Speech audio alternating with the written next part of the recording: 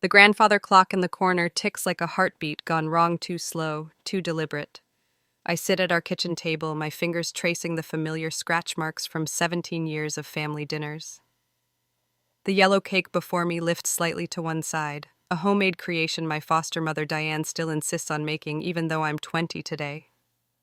Diane's hands tremble as she arranges 20 blue candles in a crooked circle. Her wedding ring catches the afternoon light streaming through our Colorado kitchen window. Frank, her husband, stands beside her in his charcoal suit, the one reserved for funerals and his quarterly court appearances as a character witness for the McCall Foundation.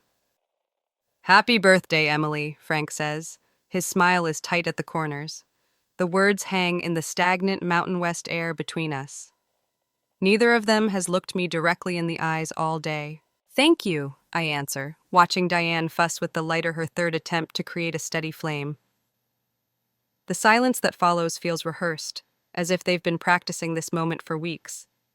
Frank clears his throat, straightening his tea, a nervous habit I've cataloged since childhood. "Emily, there's something we need to tell you now that you're 20.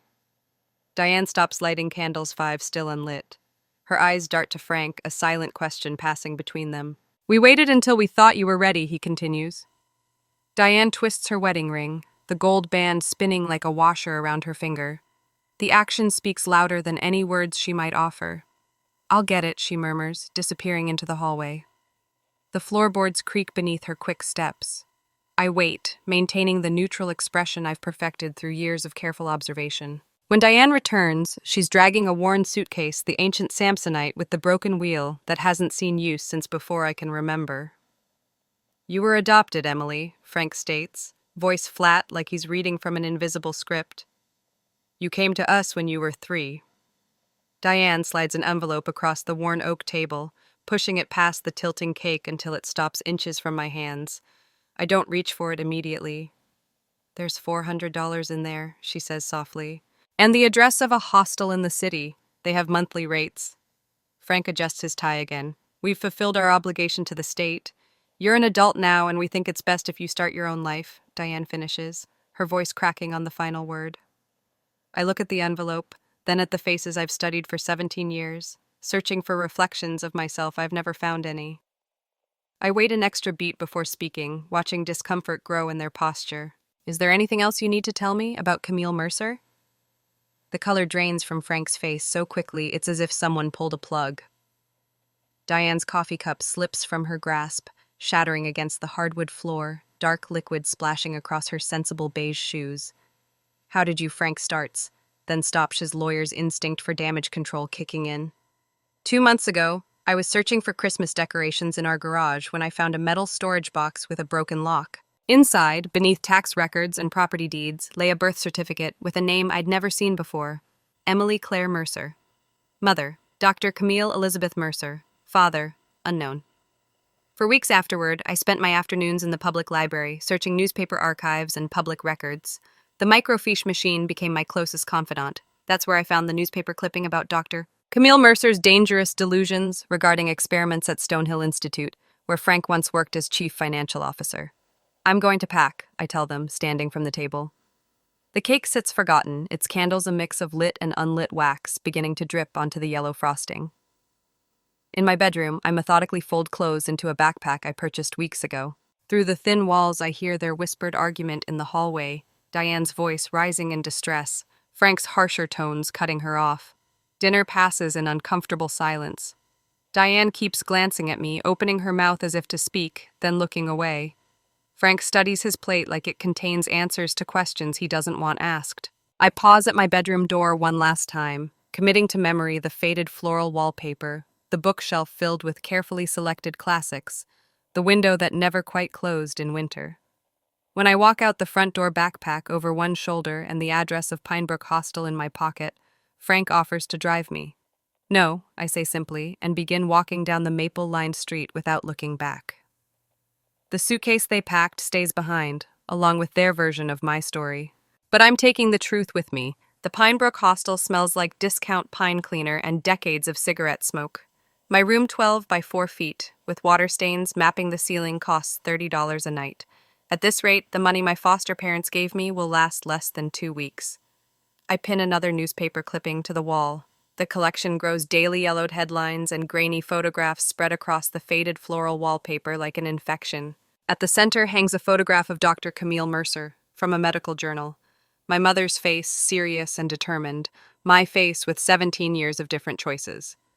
The night manager knocks twice before entering, even though the door has no lock. "Another late night, huh?" Vince asks, leaning against the doorframe. His eyes drift over my wall of evidence without curiosity. In places like Pinebrook, people learn not to ask questions. Just checking you're alive. "Been in here 3 days straight. I'm fine. I fold the article I was reading. Thanks for the extra blanket." Vince nods, lingering another moment before leaving.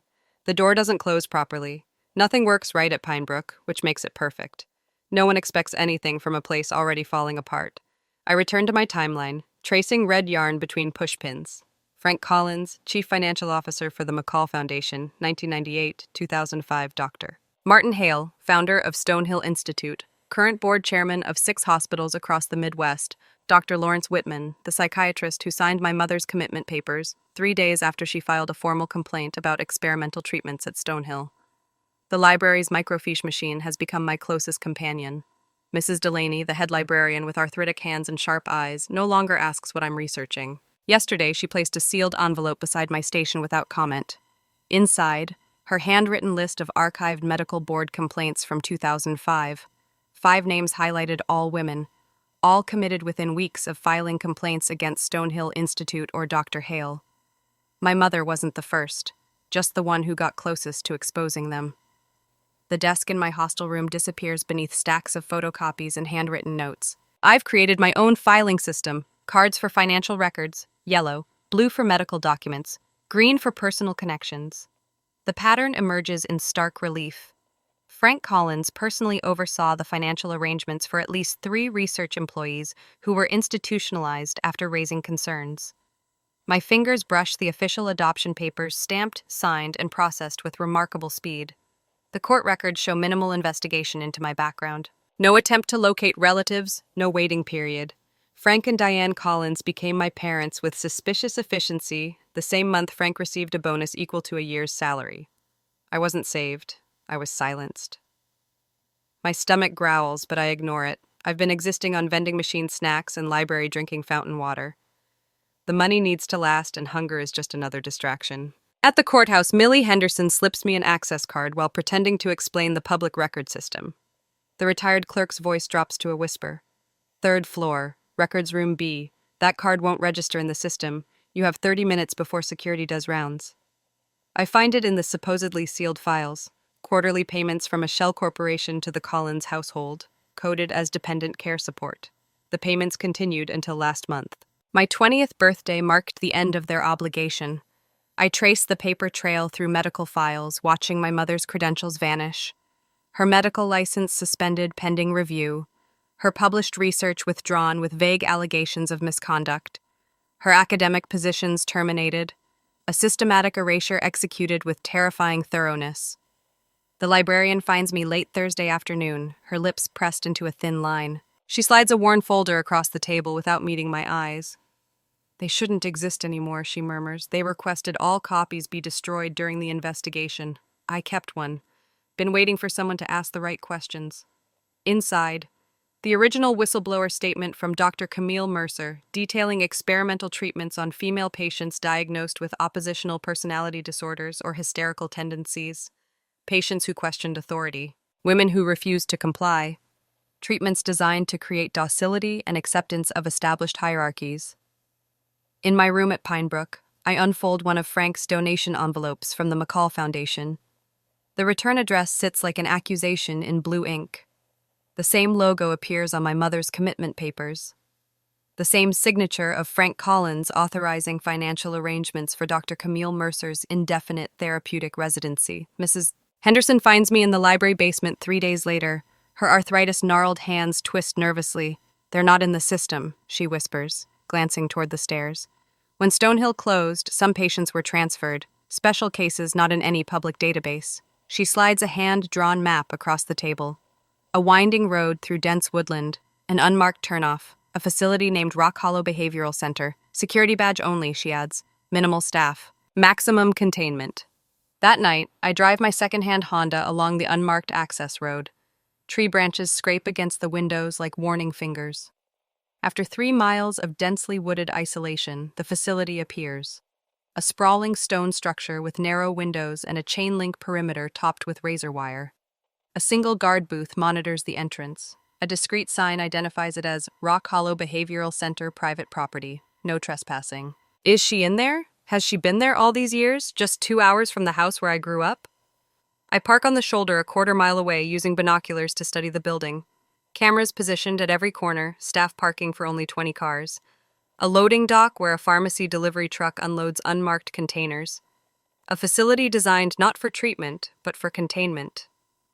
My mother is behind those walls, I'm certain of it. The question isn't whether I'll get her out. The question is how far I'll go to dismantle the system that put her there and the people who've built their lives on her silence. Starting with the man I called father for 17 years. The bathroom mirror in my hostel room reflects a stranger. Chestnut hair dye stains the porcelain sink. The cheap porcelain sink. I practice my cover story under my breath while massaging color into my scalp with gloved hands. Angela Weber, social work student, thesis on long-term care environments. The words feel stiff on my tongue, despite 2 weeks of rehearsal. My forged student ID and visitor application rest on the countertop beside a spiral notebook with unnecessarily detailed research questions. People rarely question those who appear official and boring. The drive to Rock Hollow takes 40 minutes on winding back roads. The facility emerges from dense woodland like something from a Victorian nightmare, a sprawling brick structure with narrow windows and a wrought iron gate that seems designed more to keep people in than out.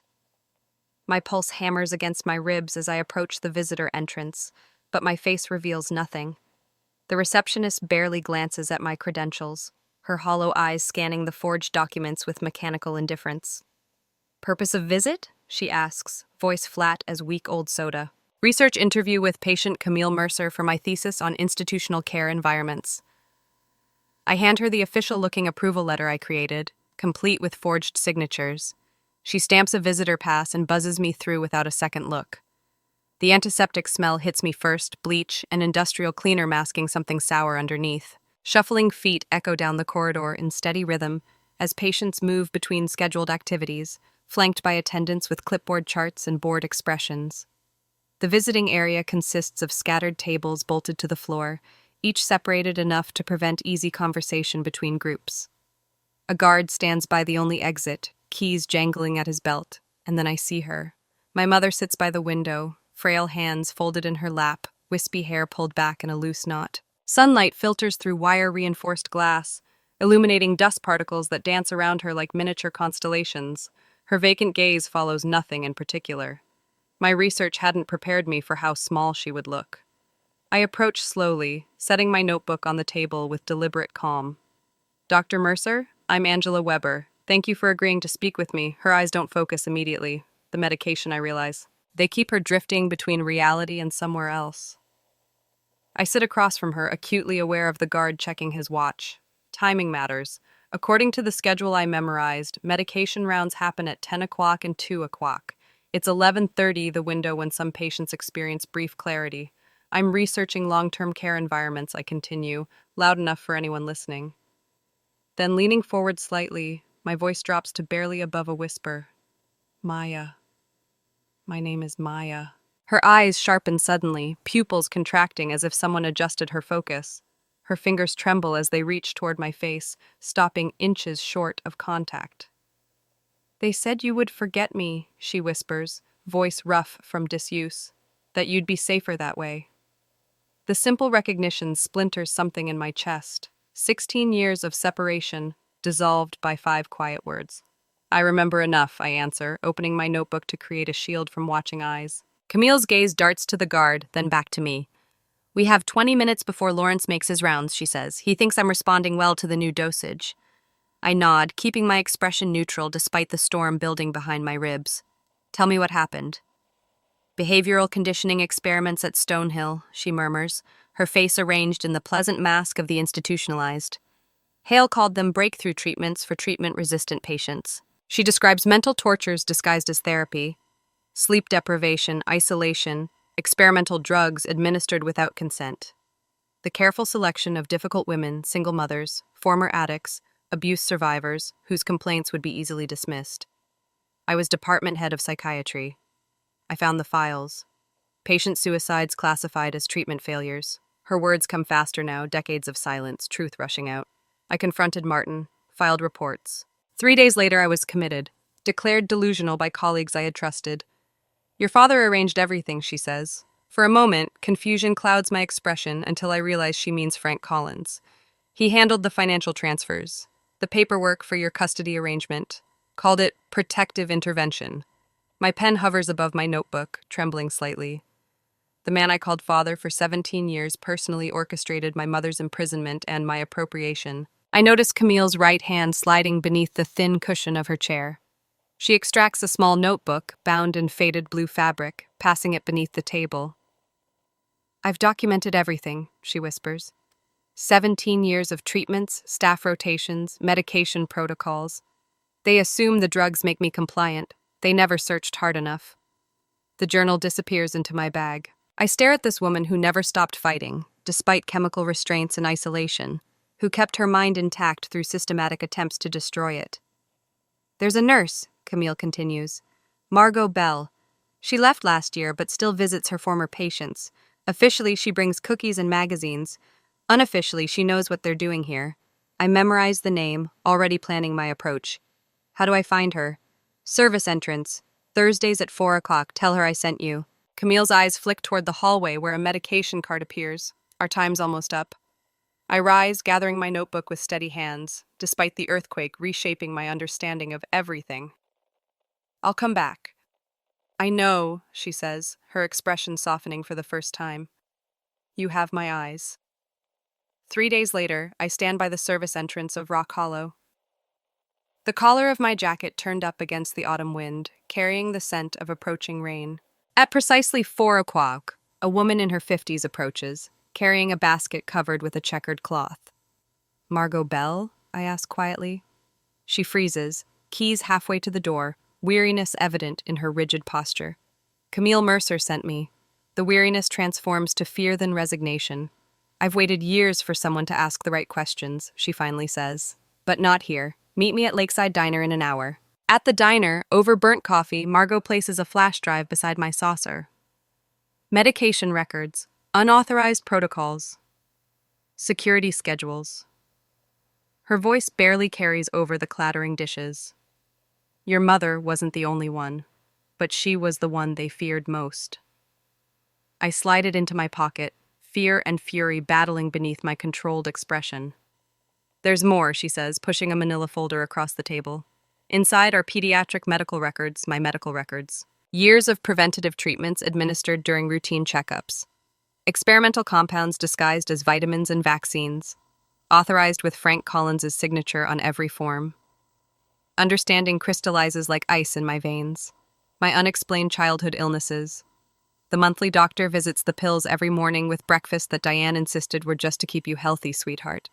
There are others, Margot says quietly, children of whistleblowers. All placed in protective custody with carefully selected guardians. All receiving specialized medical care. I stare at the pages documenting the chemical alteration of my developing brain. The careful monitoring for signs of maternal instability, the patterns. Years of being medicated against an inheritance of courage, they labeled madness. The rage that rises is cold precise. A surgeon's scalpel, not a wildfire. This ends now, I tell Margot. Voice steady, despite the seismic shift occurring within me. As I walk back to my car, I make a silent vow. To the mother who never stopped fighting. And to the child I was, who never understood why her mind felt slightly foggy, why her dreams were always just beyond reach. They hadn't just stolen my mother. They had methodically attempted to erase her from me cell by cell, synapse by synapse. They had failed. The bathroom mirror at Pinebrook Hostel has a crack running from corner to corner. I trace it with my finger, watching my reflection split in two, the person I was raised to be and the person I'm becoming. 3 weeks living in this place, and I've claimed the corner room as my war room. Behind me, the back wall blooms with a collage of evidence. Newspaper clippings, photocopied documents, handwritten notes, all spiderwebbed together with red string. My makeshift investigation board has consumed nearly every bit of my remaining cash, but money becomes meaningless when measured against 16 years of stolen time. I step back, scanning the timeline I've constructed.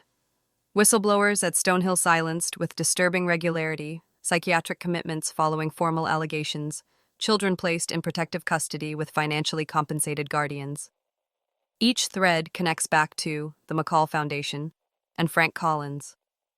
The man who called himself my father while cashing checks for keeping me quiet, Camille's coded journal sits open on the bed beside my laptop. I've spent every night for a week transcribing her deliberate scroll, deciphering the substitution cipher she developed to document everything: medication dosages increased before board inspections, patient transfers in the middle of the night, staff members who questioned protocols suddenly reassigned or terminated.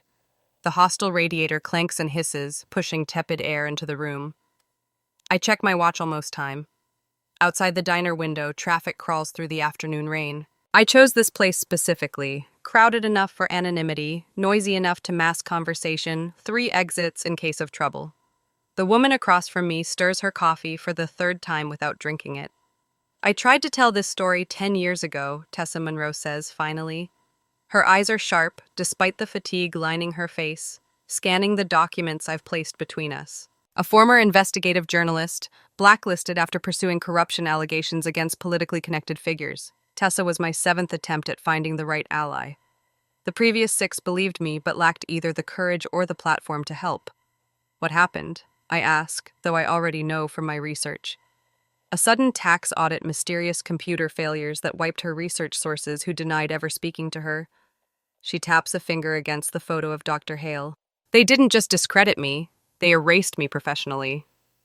Yet here you are. Something flickers across her face. Not quite a smile. Some stories never let you go, even after they destroy you.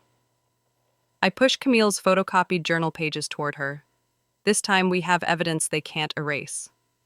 She studies the pages, her professional mask slipping for just a moment. Your mother was brilliant. Even heavily medicated, she built a case. We spend the next hour developing our distribution plan. Multiple outlets, never just one independent podcast focusing on medical ethics and institutional abuse. Former prosecutors now working in patient advocacy journalists operating outside traditional media structures. Individual packages, Tessa explains, sketching a diagram on her napkin. Each one gets unique documentation with separate access codes. No single target has everything. A dead man switch protocol, I add. She nods, something like respect crossing her features. We're not just telling the truth. We're making it too loud to bury. I return to the hostel after dark to find Frank Collins standing in the shabby lobby, his charcoal suit incongruous against the worn furniture. The night manager looks almost apologetic as I approach. Maya, we need to talk, Frank Collins says, his lawyer voice perfectly modulated despite the tension visible in his jaw. I lead him to the common room, deliberately choosing the space with the security camera in the corner. He notices my strategic positioning, his eyes narrowing slightly. Your mother had certain unstable genetics, he begins, straightening his tie. We protected you from that heritage, these delusions you're pursuing. How did you find me? I interrupt. His momentary silence tells me everything. They're watching, tracking. The police contacted me today, I tell him calmly. They're concerned about my behavior. Interesting timing. His expression doesn't change, but his knuckles whiten as he grips his leather portfolio. That evening, a text arrives from Margot. Security doubled at Rock Hollow. Night transfer scheduled. They're moving patients. Hiding evidence. Someone accessed my library account yesterday, according to the automated email notification. My carefully constructed timeline suddenly feels too slow, too methodical. 3 days later, it begins. The Medical Ethics Podcast releases their interview with an anonymous insider, alongside Camille's audio recordings, describing the experimental protocols. By noon, screenshots circulate across social media.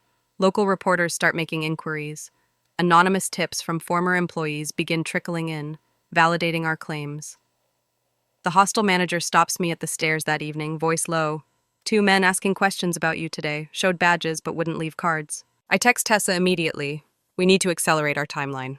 By morning, I've relocated to an apartment belonging to Tessa's friend, my few possessions in my backpack. The first major news outlet has picked up the story. The McCall Foundation issues a statement denying all allegations, calling it a coordinated smear campaign. But their denial rings hollow against the gathering wave of evidence we've unleashed. Too many voices speaking at once, too many documents pointing to the same conclusion. The truth isn't just emerging, it's roaring. I wake to the sound of my burner phone vibrating against the nightstand. The digital clock reads 4:17 a.m. Tessa's name flashes on the screen.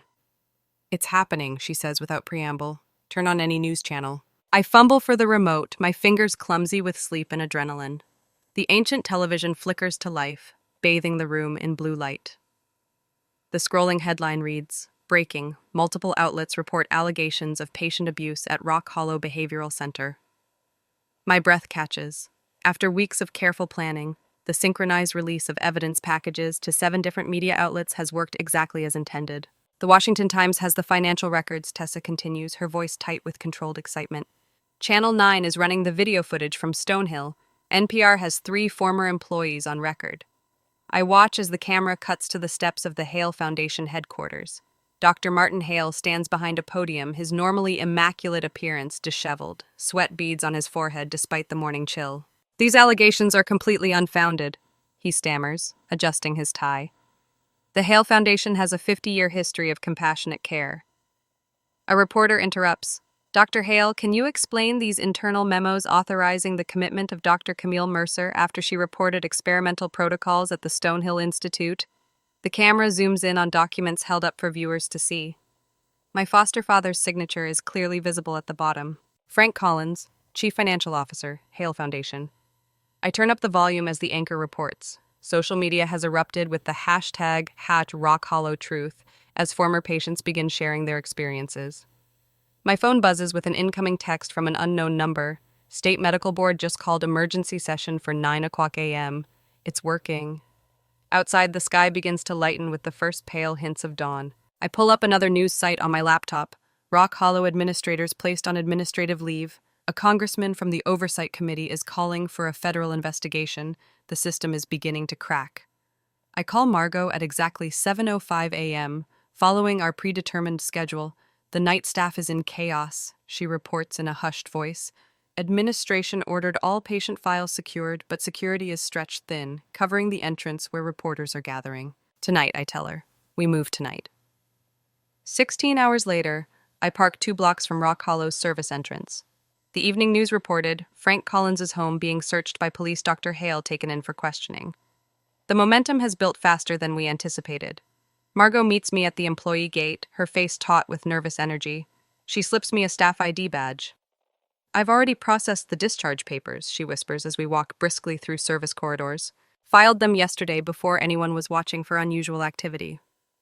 The hallways are eerily quiet. Most staff have been pulled to manage the media crisis or deal with the influx of concerned family members calling about patients. "Third floor has minimal supervision tonight," Margot explains, swiping her key card at the elevator. "Everybody's either hiding or destroying evidence." The elevator doors slide open on the 3rd floor. My heart pounds against my ribs as we move down the corridor, our footsteps muffled by industrial carpeting. Margot pauses outside room 317, glancing both ways before unlocking the door. Inside, Camille sits on the edge of her. She's sitting on the bed, a small canvas bag packed beside her. Her gray-streaked hair has been neatly combed, and she wears a cardigan I've never seen before over her standard-issue hospital clothes. "I knew you'd come today," she says simply. Her eyes, so much like my own, are clear and focused. The medication schedule changed. They're distracted. I cross the room in 3 steps and take her hands. They're cold but steady. "No matter what they did," I tell her, surprised by the steadiness of my own voice, "I was always coming back for you." Margot stands watch at the door. 5 minutes till shift change. We need to move. We exit through the same service entrance, Camille walking between us. No alarm sound. No security guards call out, just the heavy metal door closing behind us with a muted click that sounds remarkably like freedom. The night air wraps around us, crisp and sweet compared to the antiseptic staleness of Rock Hollow. Camille pauses for a moment, tilting her face toward the stars. "The Big Dipper," she murmurs. I could only see 1 star from my window, never the whole constellation. In the car, she recites details about my life, somehow managed to collect and memorize them, despite years of chemical restraint.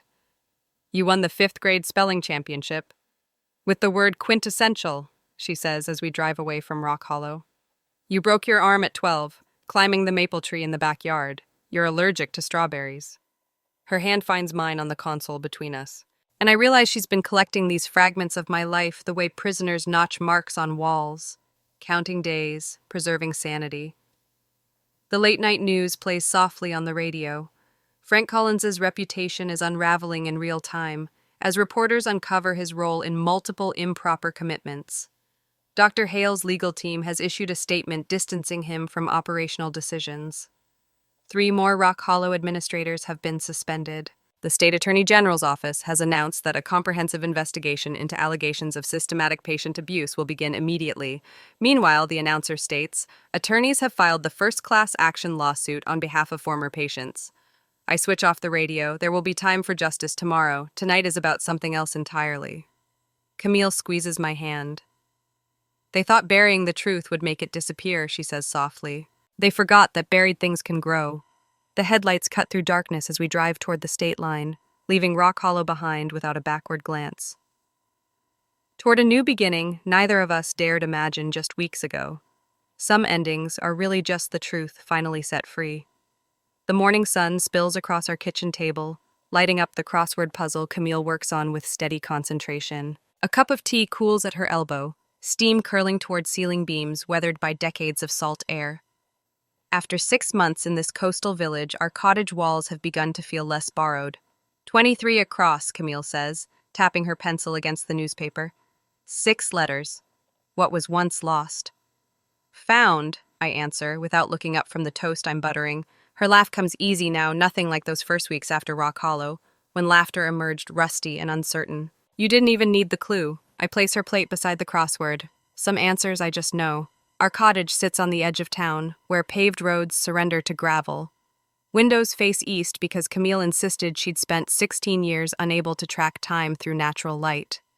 Now she wakes with the sunrise, often before my alarm. Some mornings, I find her simply standing by the window, palms pressed against glass, still cool from night air. We use different names now. Not elaborate disguises, just subtle shifts. Catherine for Camille, Marie for Maya. Small deflections while investigations continue without us. The neighbors know us as the quiet mother and daughter who moved in last winter. The aunt at the bakery saves us day-old bread. The librarian recommends novels with happy endings. The medication withdrawal was hardest 3 months of tremors and memory gaps. Nights when Camille would wake screaming from nightmares she couldn't articulate. I kept careful notes in our shared journal. Good days in blue ink, difficult ones in black. The entries grow steadily bluer. Tell me again about my 3rd birthday, I say, watching her hands steady as she writes in 7 across. Camille sets down her pencil. You wore yellow overalls, insisted on them, even though it was November, she says, eyes focusing on something beyond our kitchen walls. You carried that stuffed rabbit everywhere. Hoppy had chewed off one ear. I baked chocolate cupcakes with strawberry frosting because you couldn't decide between the two. You ate the frosting first, then the cake, methodical even then. Each recovered memory feels like restitution. We're building a bridge across 16 years of stolen time, plank by plank. The television murmurs in the corner, volume low. Camille still flinches at sudden noises. The morning news shows Dr. Hale being escorted from his foundation offices, his face shielded by an upraised hand. The headline crawls across the bottom. Investigation expands to 3 states. They found the records in Connecticut, Camille says quietly. I don't ask how she knows. Tessa keeps us informed through secure channels, though we've never told her our location. Her exposés just won a national award. Frank Collins faces 13 criminal charges. The state medical board has suspended 6 psychiatrist licenses. A congressional hearing on institutional psychiatric abuse begins next month. The notification chime on my laptop sounds from the other room. Camille raises an eyebrow. Another survivor, I explain. I retrieve the laptop from the corner cabinet. She's been sending encrypted messages for weeks. Claire Rothman, Camille whispers, her eyes widening. She was at Stonehill before me. They said she killed herself. Very much alive, I say, turning the screen so she can see the message. You did what I couldn't. We're organizing testimony for the hearings. No pressure to join, but your statement would matter. CR 53 former patients have connected through our secure channel. Each story echoes parts of Camille's. Brilliant women who questioned powerful men, then vanished behind diagnoses manufactured to silence them. Later, we walk the shoreline. as evening paints everything gold. Camille's steps are stronger now, her frame less fragile. She pulls a photograph from her pocket, the one she kept hidden inside Rock Hollow's library copy of Jane Eyre for 16 years.